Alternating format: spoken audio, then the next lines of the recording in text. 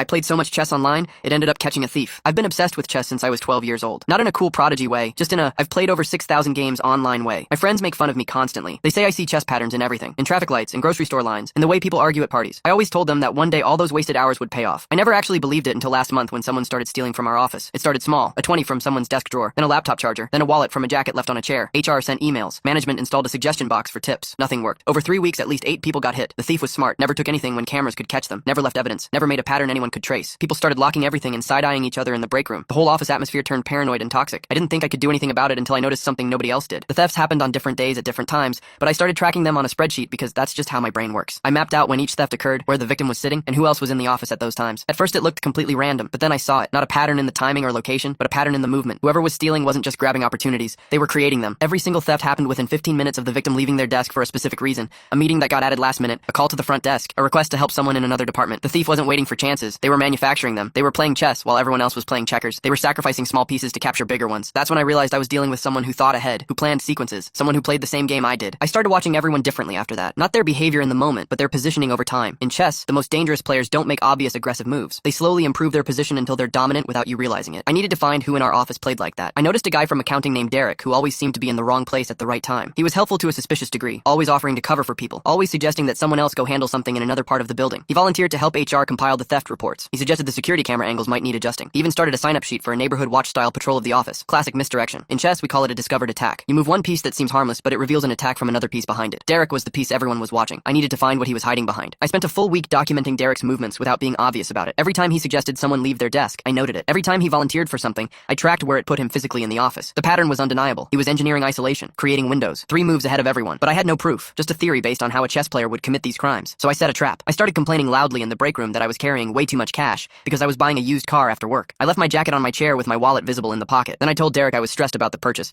and asked if he could review some spreadsheets with me in the conference room. He said he'd be there in 10 minutes, just needed to finish something first. I walked to the conference room and watched through the glass window. Derek didn't go to his desk. He went straight to my chair. He didn't even hesitate. He reached into my jacket pocket like he'd done it 100 times before. I recorded the whole thing on my phone from the conference room doorway. When he turned around holding my wallet, I was standing right there. His face went through about 6 emotions in 2 seconds. Shock, fear, calculation, then this weird calm like he was already planning his next move. He said it wasn't what it looked like. I said it looked like a discovered checkmate. He had no idea what I meant, but I did, and that was enough. I showed HR the video along with my spreadsheet tracking his movements over 3 weeks. They called the police. When they searched his car, they found items from at least 12 employees. Stuff people didn't even realize was missing yet. During the HR meeting, someone asked me how I figured it out when nobody else could. I said I just recognized how he was playing. Derek was fired and arrested, and 3 people asked me to teach them chess. I told them the first lesson is free, but the second one costs a queen.